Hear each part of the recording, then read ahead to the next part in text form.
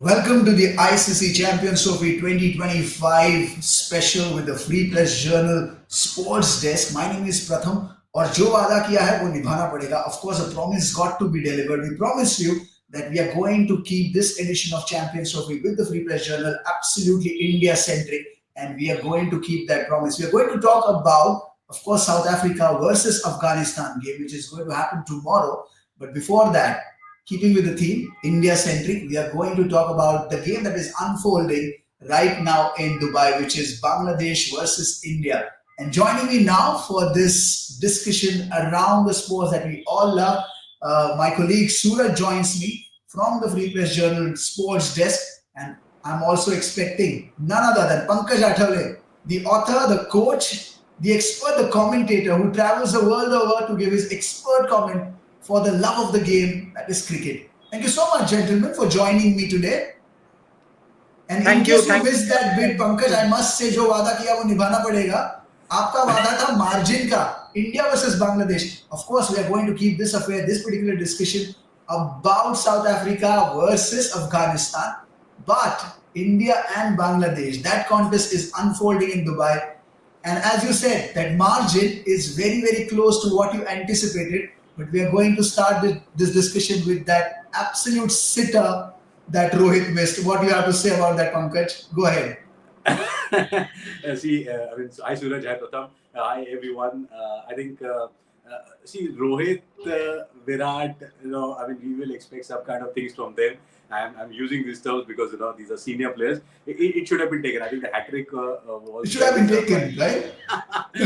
Akshar Patel deserving that hat trick, but that's what cricket is all about. You get some, you miss some, but unfortunately it didn't stick. And the problem here is, what happens is that in the morning everyone got up. On the ICC feed and the Champions Trophy feed, we had the Glenn Phillips amazing catch happening, and suddenly we have Rohit Sharma dropping a sitter. I think a lot of heartbreaks are there, but he should have taken that. Suraj, catches do win matches. Was he into a hurry, Rohit? There, he was hurrying into that celebration. He was in that celebratory mood. The moment the moment the leather touched his palm, he was in that jubilation mode, in that celebratory mood already. Did that go against him? I think it was too early to celebrate, to be very honest. And it was a regulation catch. I think a person with Rohit Sharma's experience, I think that was just an easy catch. I don't think there was anything tough in that. But yes, sometimes in a rush of blood, someone who's on a hat trick, you want to celebrate such moments. It does happen. And this is not the first time that it has happened. I think in past also there have been matches where, the ball have just popped out of the hand from like players from the different teams, what I'm talking about. So yes, it was just a rush of blood. But again, yes, the entire nation will be definitely devastated, especially Akshar Patel. Yeah. And the reason that is because he would have been the first Indian bowler to pick up a hat trick in an ICC Champions Trophy event. So obviously missing out landmark is, something that will be real. Given the scale of the event, this is ICC Champions Trophy, and if you earn a hat trick in that game at this level, my goodness, what emotions must be running across the bowler's mind there, for Pankaj?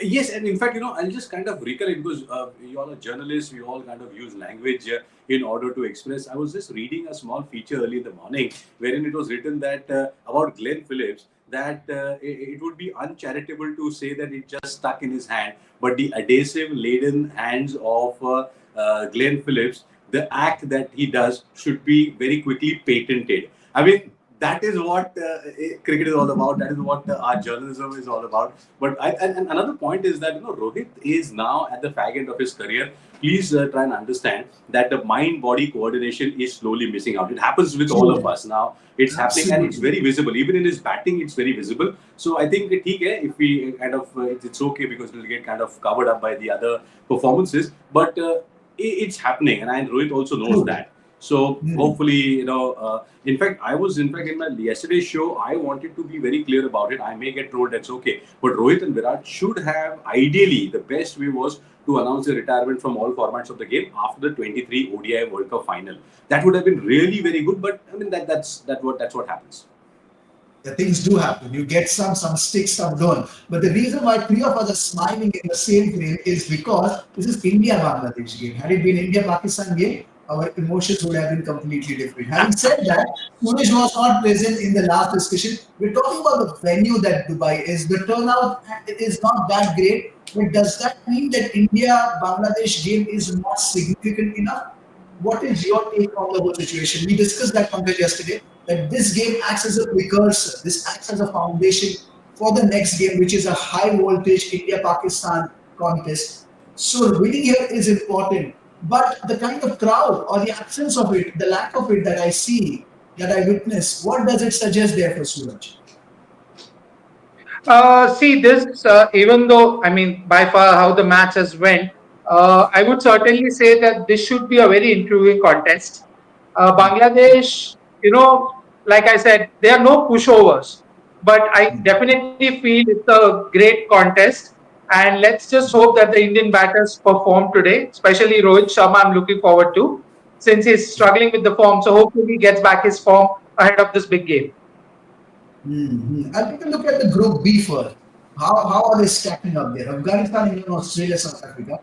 Afghanistan is known for, quite an upset calling or causing side. They are known for causing those little upsets which make big headlines, at the end of the day. So how do you see that, therefore, this contest in that context, in that perspective? Do you think that South Africa should be afraid, if not exactly afraid, should they be cautious because they are known for that deadly tag of chokers? But this is not a final as yet.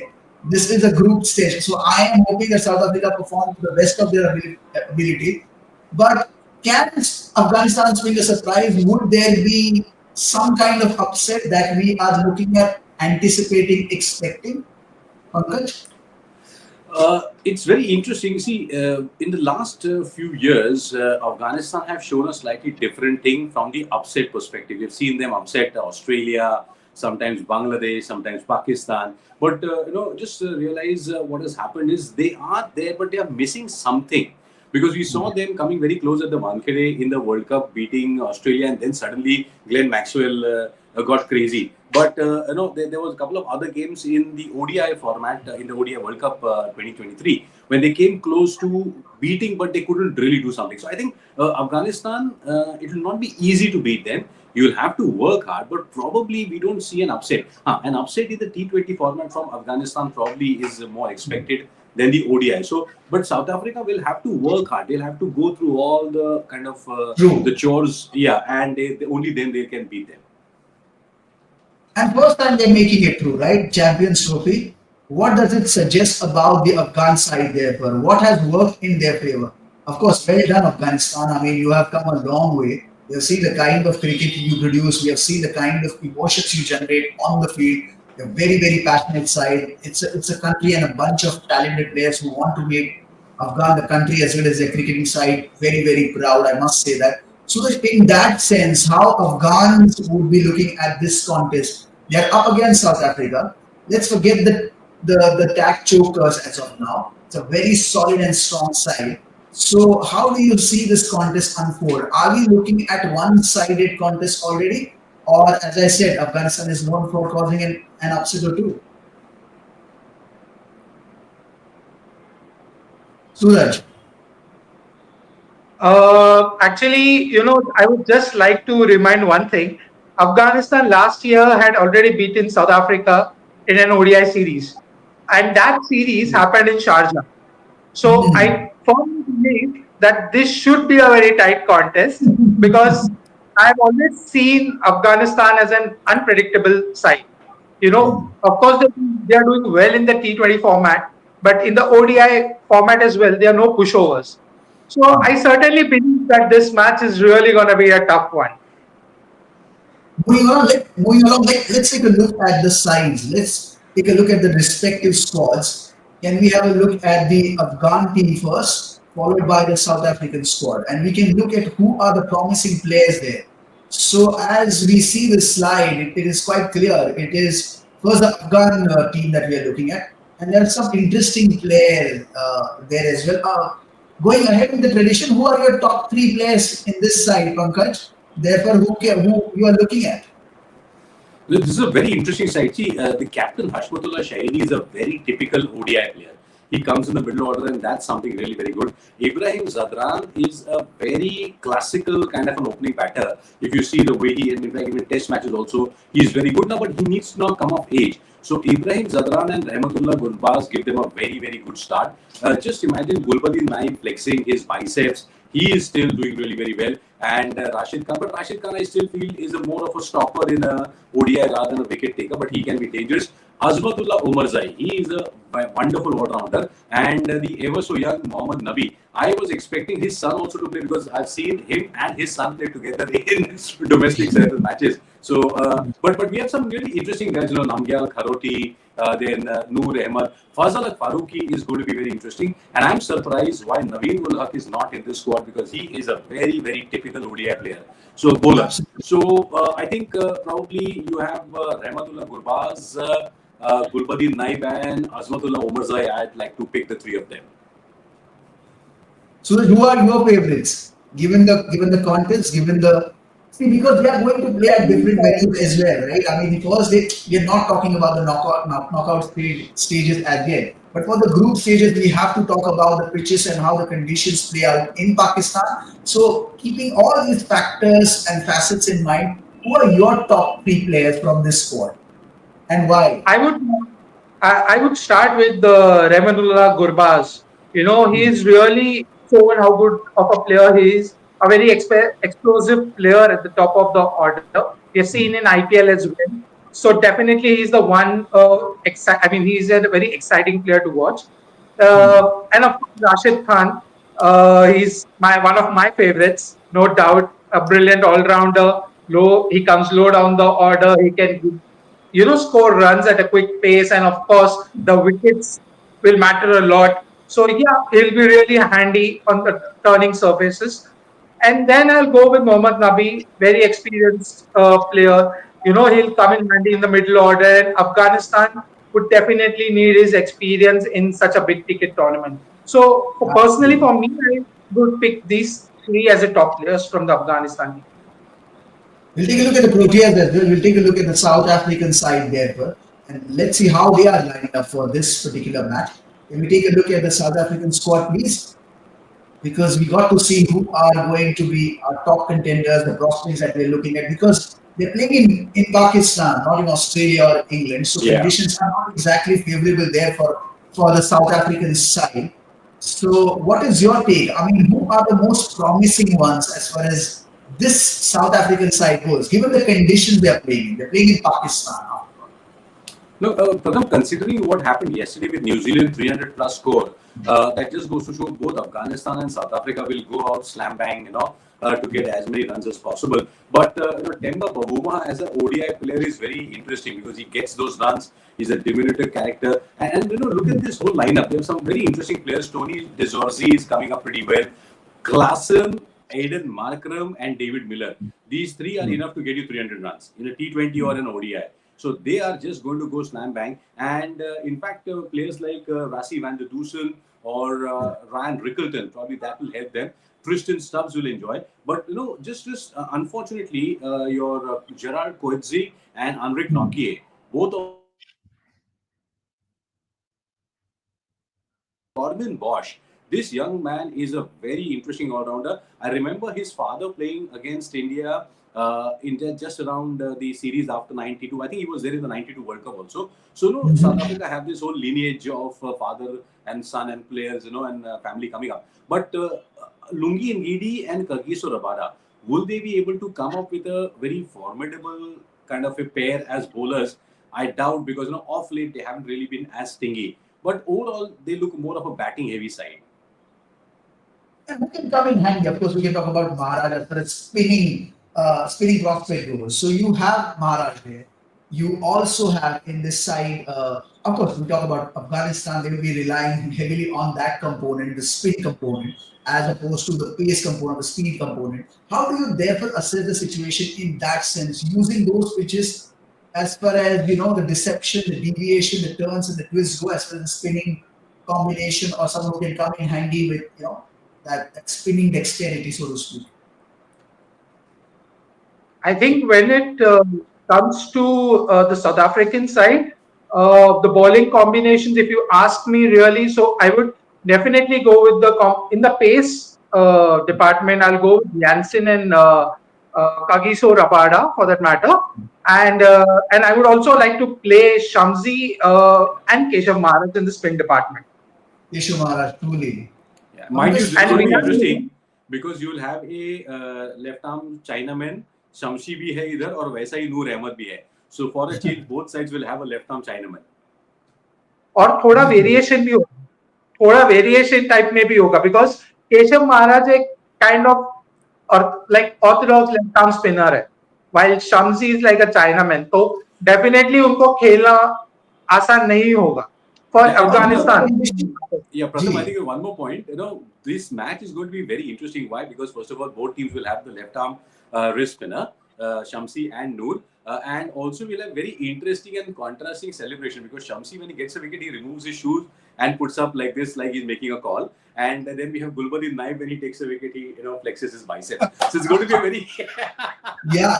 Looking forward to that frame, right? We love that. We love those characters. We love those moments. That's what makes a game of cricket what it is. I must ask you therefore at this stage, what as far as the bowling combination, so to speak, goes, what department these two respective sides must be trying to exploit tomorrow? Is it going to be the spin component? Is it going to be the pace component? Or is it going to be the mix of the two, given the way it plays out on the pitches in Pakistan?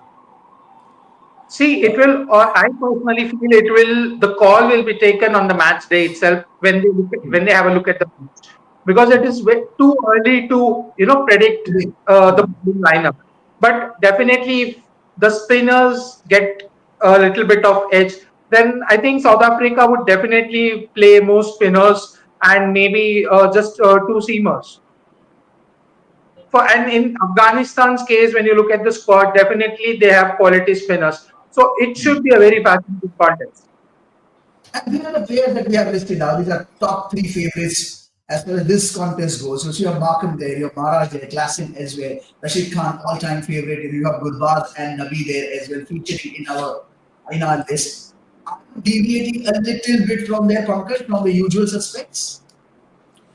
I think yes, these are the ones who will probably there. But what I feel, both sides will go heavily on the batting because the tracks are really very batting friendly. And then what we saw yesterday is that Pakistan sort of on the track kind of sort of broke down and they were 260 all out. So it will all be now. Let's compare the two sides. Batting wise, both the teams have some explosive batters. Bowling wise, they have some really very good combinations. But I guess South Africa's pace bowling probably is 1 or 2 ounces over. Afghanistan, but again, Afghanistan are very tricky because most of their players have been regularly playing the Pakistan Super League, so they know the conditions and they can actually exploit them pretty well. So it's going to be a very tough, and a very interesting match. And if you have to, just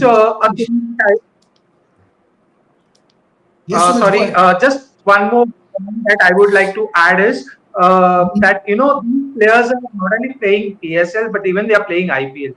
So the advantage that they have is playing more in the subcontinent condition. Yeah. So it will definitely come in handy for Afghanistan players compared to South Africans. Right. So you have to make those clear-cut demarcations. This is not T20, this is 50, this is ODI game. So in that context, within those parameters, if you look at these numbers and if you look at therefore the players that we have chosen that you can see on the slide, can we take a look at the promising players again?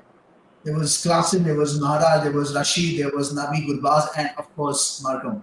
So in that context, do we have to reshuffle? Can we include one more name here? Can we exclude couple of names from the list given above?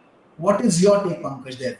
Yeah, probably a Gulbadin Naib instead of Mohammad Nabi because Nabi hasn't really been in the greatest of runs, but Gulbadin Naib suddenly is playing so well off late, so that can be one thing. And probably even instead of Rashid Khan, we can have Fazal Farooqi because Rashid Khan, I'll tell you, he's a fantastic T20 bowler. But when it comes to ODIs, and what has happened with him is he's playing so much of franchisee cricket that he's not really been able to kind of sharpen his skills further. He's a brilliant, but he's been playing so much. Ultimately, it's the human body. So I find him somewhere on the ODI format, someone who can hold on, and the others picking wickets around him. So probably Gulbuddin Naib, and I'd kind of pick up Fazal Farooqi instead of that. But otherwise, Rashid and Mohammad Nabi can also be very, very dangerous.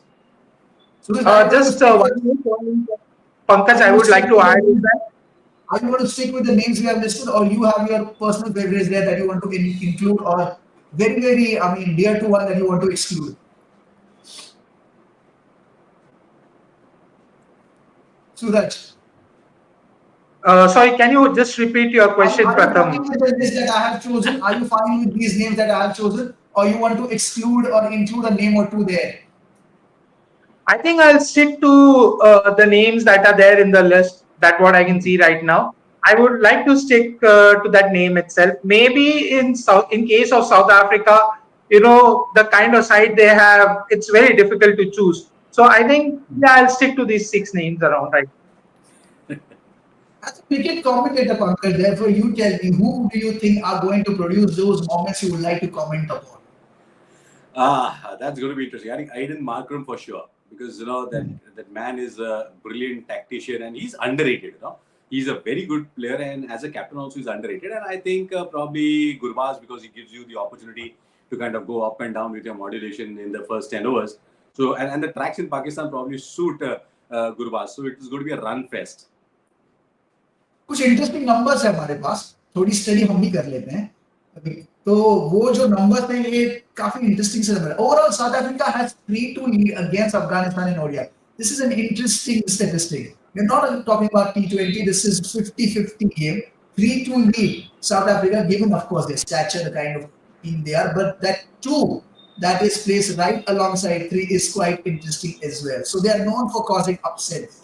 In 2024, Afghanistan secured their first ever one-day international series victory over the Proteas by a 2-1 margin. Again, you see 2-1. The series took place in the UAE. So there you go, as you were discussing, Pankaj, and Suraj as well. UAE Sharjah that you were saying, with all 3 matches played in Sharjah. So the venue is absolutely interesting. But before they come to that stage, we are talking about specifically subcontinent, which is Pakistan.